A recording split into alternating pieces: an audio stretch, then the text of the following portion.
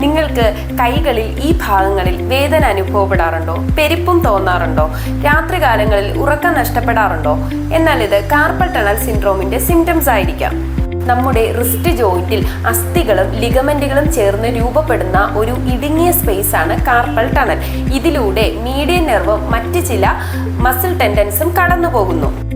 ഈ ടണലിനുള്ളിൽ സമ്മർദ്ദം കൂടുമ്പോൾ മീഡിയൻ നെർവ് അമർന്നു പോകുന്നു. അപ്പോഴാണ് നമുക്ക് ഇത്തരത്തിലുള്ള സിംറ്റംസ് കാണുന്നത്. എന്തൊക്കെയാണ് കാർപ്പൽ ടണൽ സിൻഡ്രോമിൽ കണ്ടുവരുന്ന പ്രധാന ലക്ഷണങ്ങൾ? പെരുവിരൽ, നടുവിരൽ, ചൂണ്ടുവിരൽ എന്നിവയിൽ പെരുപ്പും വേദനയും അനുഭവപ്പെടാം. വസ്തുക്കൾ പിടിക്കുന്നതിനുള്ള ബുദ്ധിമുട്ട്, ഒപ്പം തന്നെ കൈകളിൽ അനുഭവപ്പെടുന്ന ബലക്കുറവ്. എന്തൊക്കെയാണ് ഇത് വരാനുള്ള പ്രധാന കാരണങ്ങൾ?